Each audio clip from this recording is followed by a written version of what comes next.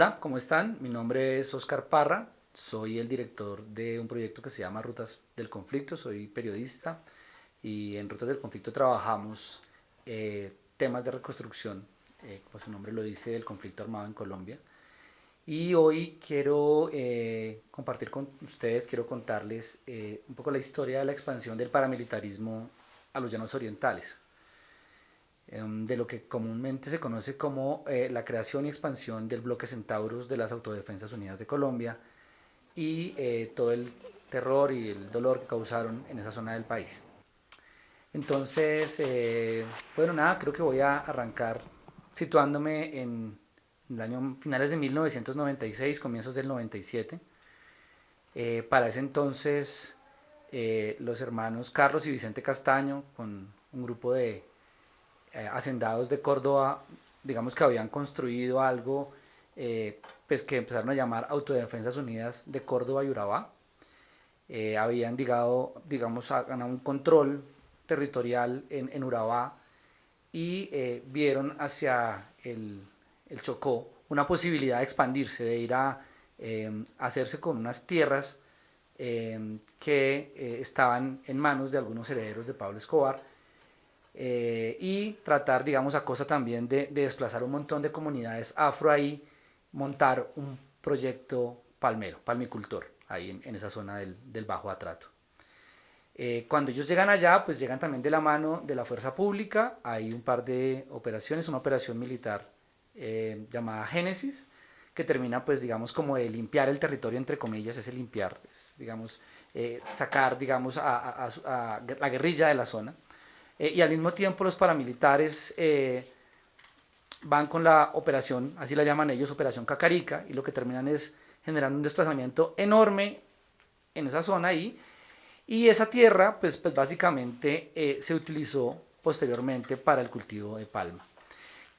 Creemos un poco por lo que hemos estudiado que lo que ocurrió ahí fue un experimento para vaciar el territorio, luego cooptar el Estado para quedarse con esas tierras y luego montar un negocio de palma que probablemente les servía para lavar el dinero del narcotráfico a los paramilitares. Entonces, partiendo de ese experimento que ellos tienen ahí en esa zona del Chocó, eh, los paramilitares mueven su cara, miran hacia otro lado del país, a donde hay una mayor concentración de cultivos de uso ilícito de coca en esa época, que era pues los llanos orientales, ¿no? Parte del sur del Meta, el Guaviare, Bichada, y deciden expandirse allá, ¿no? Hay una reunión inclusive en donde varios señores de la guerra se reúnen y dicen nos vamos a ir para allá, quitarles básicamente el negocio del narcotráfico a las FARC.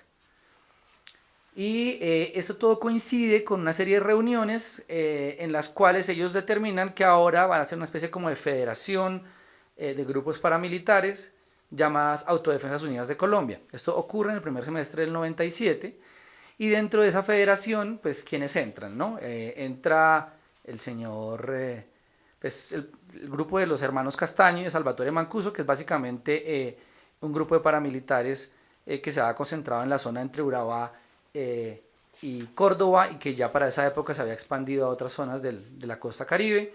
Y también entran los señores que se llamaban autodefensas, ellos mismos se autodeterminaban autodefensas campesinas de Meta y Bichada, más conocidos en esa zona como los carranceros, y digamos siempre en los llanos orientales se ha señalado a este grupo básicamente como la guardia personal del señor Víctor Carranza, ¿no? Víctor Carranza no pagó un solo día de cárcel sentenciado por esta presunta relación, pero digamos que casi que se da por hecho en la zona que esto era así.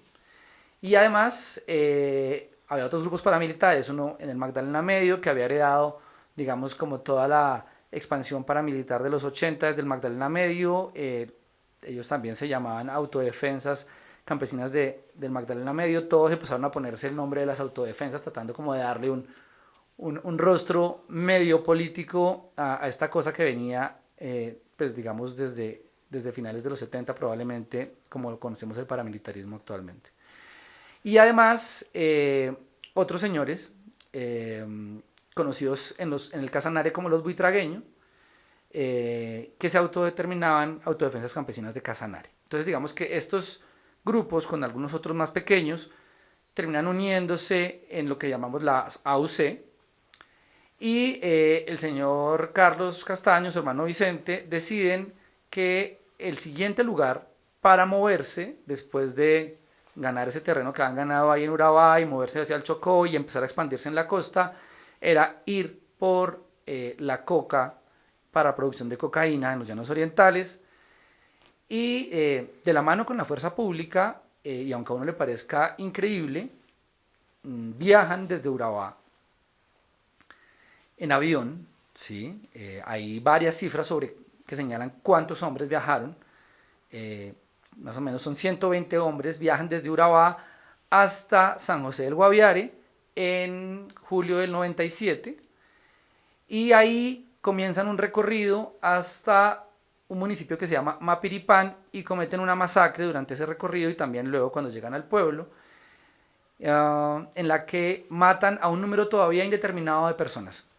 Han pasado 23 años y todavía no se sabe cuánta gente murió ahí, porque hay diferentes fuentes que apuntan a diferentes cifras, y hay también unas circunstancias que no nos han podido, digamos, como determinar cuánta gente murió ahí, con una crueldad enorme. Y ese fue como el paso inicial que dan las autodefensas, los paramilitares, para llegar al territorio. Llegan con la masacre y, si ustedes se dan cuenta, llegan básicamente con la misma estrategia con la que unos meses antes han llegado al Chocó, con terror, con masacre, para que la gente se vaya, se despeje el territorio y ellos, digamos, que puedan comenzar a avanzar en una, digamos, como en una presencia en la zona. Posteriormente ellos siguen hacia el oriente, llegan a un caserío de Mapiripán en mayo del 98 que se llama Puerto Alvira, también conocido como Caño Jabón, y ahí cometen otra masacre terrible. Y luego pues están ahí un poco, empiezan a moverse hacia el norte entre el Meta, el Guainía y el Bichada. Las masacres continúan esos 2 años siguientes hasta llegar, digamos, a una población al norte en Bichada que se llama San Teodoro, digamos, donde hay un núcleo muy fuerte de presencia de las FARC también controlando el narcotráfico en la zona. Matan más gente y empiezan, digamos, como a la siguiente fase, ¿no? Que es un poco lo que les había comentado al principio. 1, violencia, terror, desplazamiento. 2, cooptar al Estado para hacer que esas propiedades queden a nombre de personas cercanas al paramilitarismo o al narcotráfico. En algunos casos, en otros casos, pues digamos, no se ha comprobado una relación directa, pero lo que pasa después es que llega un montón de gente a comprar y a hacerse esas tierras. Y para cerrar un poco el círculo, todas esas tierras luego pasan a la agroindustria de la palma o de la caña de azúcar. Y acá hago una aclaración, y es que específicamente en los llanos orientales, pues en algunos casos no se ha encontrado una relación directa de estas empresas con el paramilitarismo, pero básicamente pues la historia pues ocurre en las mismas escenas. Bien, entonces mientras que, digamos, ellos empezaron a avanzar por esa enorme sabana, no sé si, digamos, muchas de las personas que me escuchan o me ven ahora han estado en ese lugar o pueden imaginarse cómo es la zona ahí. No hay muchas carreteras, es una zona plana, muy aislada, muy poca gente vive ahí. Ancestralmente, digamos, algunos pueblos indígenas que empezaron, digamos, a ser víctimas hace rato de la colonización. Una zona donde llueve muchísimo, 6 meses al año, y pues básicamente se vuelve, digamos, inaccesible por algunos caminos, y otros 6 meses tiene una sequía muy fuerte.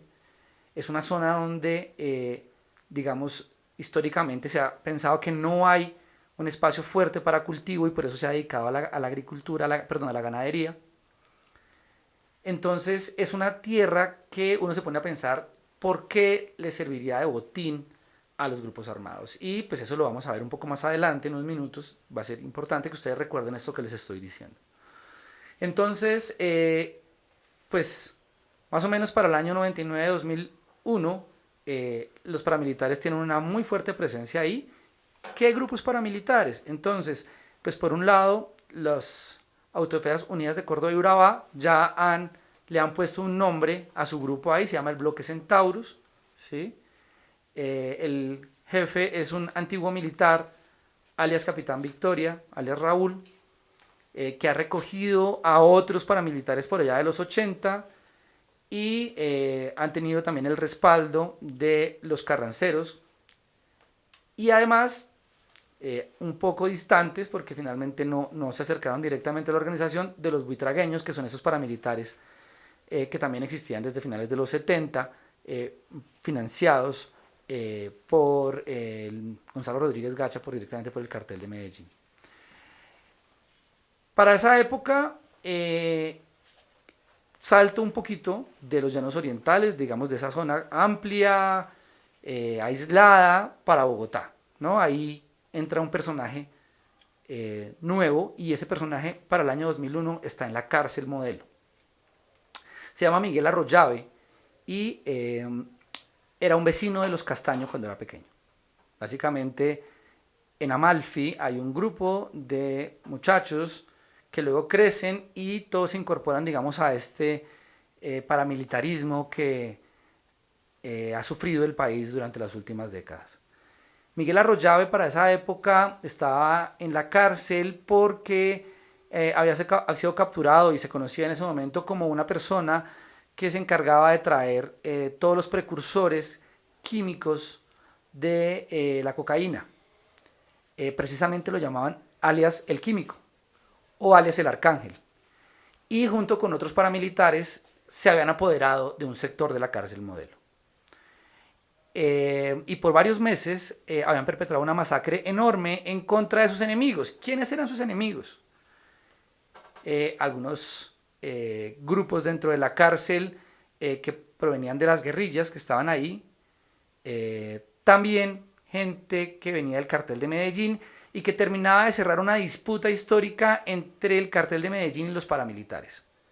Del lado del cartel de Medellín pues estaba Popeye, ¿no? Que todos lo recordamos, que pues murió hace poco y que era pues digamos uno de los jefes de sicarios de Pablo Escobar.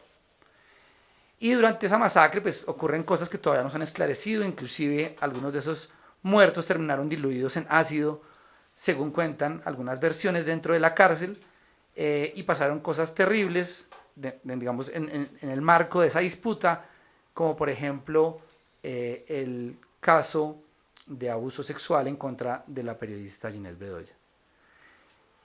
Inexplicablemente, el arcángel sale de la cárcel a mediados del 2001 y hay un negocio directamente con los hermanos Castaño que le venden el bloque Centauros al señor. El señor va a la zona, empieza a tener un montón de problemas con los paramilitares que llevan un tiempo ahí. Hay un relato inclusive del capitán Victoria en el que dice que viaja a Urabá y le dice a los Castaño, oiga, ¿qué pasa con este señor allá? ¿Qué hacemos? Y él le dice, pues este señor nos compró este bloque, ustedes tienen básicamente que plegarse a lo que él diga.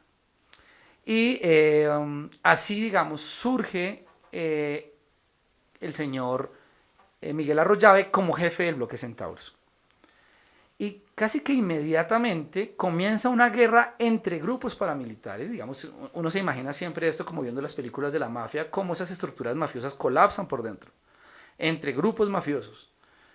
Y uno de estos enfrentamientos, porque ocurrieron varios, se crea una guerra, digamos, se arma una guerra ahí entre el bloque Centauros y el único grupo paramilitar en los llanos orientales que no había entrado, digamos, dentro del círculo de poder de los Castaño, que eran los buitragueños, básicamente por cooptar el narcotráfico en Casanare y el norte del Meta. Y esta guerra dura más o menos unos 2 años y medio, 3 años, y hasta ahora deja una cifra de muertos que no ha sido determinada y una cifra de desaparecidos bien grande.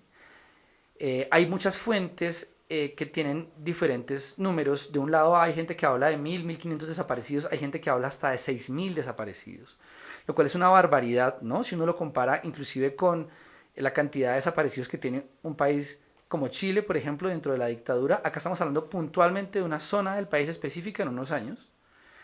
Esta guerra dejó pueblos, no sé, hay un caso, por ejemplo, como Recetor en Casanare, en el que básicamente el 10% de la población desapareció en 2 meses nada más, entre finales del 2002 y marzo de 2003. Y todavía no se sabe dónde está esta gente. Inclusive gente aquí en Soacha, en Bogotá, muy cerca, jóvenes fueron reclutados, engañosamente les decían que los llevaban a cultivar arroz en Casanare. Y pues hay unos relatos muy fuertes de niños de 12, 13 o 14 años con fusiles, todos del lado un poco de los buitragueños, y del otro lado, pues que se enfrentaban con gente con máquinas de matar traídas desde Urabá, digamos, con gente que tenía ya en la cabeza cómo generar terror casi que desde los 80. Ahí falta un montón de verdades. Hace falta que el Estado, por ejemplo, aclare muchos señalamientos e indicios que muestran cómo parte de la fuerza pública terminó moviéndose en favor del bloque Centauros en esta guerra, digamos en perjuicio, digamos, de toda la gente de los buitragueños y de sus víctimas, estos menores reclutados. Y esta guerra termina de cerrarse para el 2004, casi que con el exterminio de los buitragueños y con el control entonces de la Casa Castaño en esa zona, ¿sí? Del bloque Centauros y de el Arcángel. Para esa época, pues el paramilitarismo se ha sentado a hablar con el entonces gobierno de Álvaro Uribe Vélez y prácticamente se acercaba ya un proceso de desmovilización y la firma de unos acuerdos, y en ese 2004 sigue colapsando por dentro esa estructura mafiosa relacionada con el paramilitarismo. Los hombres de Miguel Arroyave lo asesinan, los mismos hombres, inclusive luego en Justicia y Paz han dicho que estaban cansados un poco de su crueldad. Hay también, digamos, unos indicios que hay una intención sobre estos hombres que lo matan por las propiedades que tenía el señor Arroyave y pues el poder que tenía dentro de la organización. Para esa misma época es importante hablar de otro personaje, el señor Daniel Rendón Herrera, alias Don Mario, también de Amalfi, otro de los chicos de Amalfi, de los amalfitanos, como lo llama la maestra María Teresa Ronderos, que lo habían enviado básicamente como el contador del señor Vicente Castaño, dentro, digamos, de los proyectos que tenía de producción de cocaína en los llanos orientales, pero especialmente, y esto es bien particular, eso es otra de las grandes verdades que todavía nos falta por mostrar y, digamos, por investigar, es ese proyecto que tenía el señor Vicente Castaño de adquirir un montón de tierras, tal como lo había hecho en el Bajo Atrato, aquí en los llanos orientales para llenarlas de palma y lavar dinero del narcotráfico. Nuevamente para esa época, 2004-2006, empieza ya a organizarse la desmovilización de estos bloques paramilitares. Como les decía, buitragueños pues básicamente han sido derrotados y casi que exterminados. El bloque Centauros y Carranceros se desmovilizan y para el 2006 llega a la zona un montón de gente a comprar tierra, ¿sí? Por un lado llegan unos señores muy conocidos o con familiares, digamos, de figuras públicas que llegan a la zona y según lo que ha dicho el mismo Don Mario, antes de que lo extraditaran, que lo mandaran para Estados Unidos, el señor cuenta que hay unas zonas que han sido, digamos, como usurpadas y siguiendo esa misma escena que habíamos planteado al principio, en el que digamos, se desplaza la comunidad con violencia y luego se corrompe el sistema, especialmente el sistema de tierras, para quedarse con unas fincas, y unas fincas enormes ahí, gigantescas. Entonces, por ejemplo, hemos documentado en el sur del Meta, en el sur occidente del Meta, unas haciendas gigantescas que terminaron en manos, por ejemplo, del señor Eduard Matos. Eduard Matos, hermano de Carlos Matos, uno de los hombres más poderosos económicamente hablando del país, que representó a la Hyundai en Colombia por muchos años y que ahora también, digamos, ha sido mencionado varias veces por Salvatore Mancuso como un auspiciador del paramilitarismo. El señor Eduard Matos, por ejemplo, termina con una empresa de su familia, teniendo más de 5.000, 6.000 hectáreas ahí, en los límites entre Mapiripán y Puerto Concordia, que según el señor Don Mario, pues eran básicamente zonas, tierra que había tenido el señor Vicente Castaño, y señala al señor Eduardo Matos como un testaferro. El señor Eduardo Matos fue capturado en mayo pasado y está pidiéndole a la JEP que lo escuche. Vamos a ver si nos cuenta un poco qué pasó ahí o no, ¿no? ¿Cuál es la realidad? Pero lo que sí es cierto es que al menos la tercera parte de esa hacienda fue entregada por Don Mario a la unidad de víctimas para reparar dentro del proceso de justicia y paz, lo que demuestra de alguna manera que era cierto lo que el señor estaba diciendo. Las otras 2/3 partes siguen en manos de la familia del señor Eduardo Matos. El señor fue capturado en el Cesar en mayo pasado por ser el autor de un asesinato, ¿vale? Y es señalado por varias víctimas en el Cesar por crímenes similares. Otro, por ejemplo, que figura en este mundo raro, que no sabemos muy bien todavía cómo ocurre esa circunstancia, el señor Diego Rivas Ángel, ¿sí? Hermano del secretario general del Ministerio de Agricultura durante los 2-3 primeros años del gobierno Uribe, que termina también con una tierra ahí al lado, vecina a la de Edward, esa se llama El Agrado, y todavía no sabemos. Hay Palma en esa zona, no sabemos qué pasó. El señor Diego Rivas Ángel inclusive estaba pedido en extradición y en este momento todavía no se sabe dónde está, ¿no? Es un poco para contarles cómo había un interés puntual sobre la tierra directamente de grupos paramilitares. En el caso del señor Rivas Ángel, también desde la misma voz del señor Don Mario, digamos, señalado como un testaferro, ¿no? Y pues por otro lado, para esa misma época, hay un montón, pues pueden imaginarse un montón de campesinos ahí que viven en condiciones de pobreza, de comunidades indígenas, que están cansados pues de que llegue los paras, que llegue la guerrilla, que la fuerza pública también bombardee, y llegan esos otros señores ahí, ¿no? ¿Quiénes son los que llegan?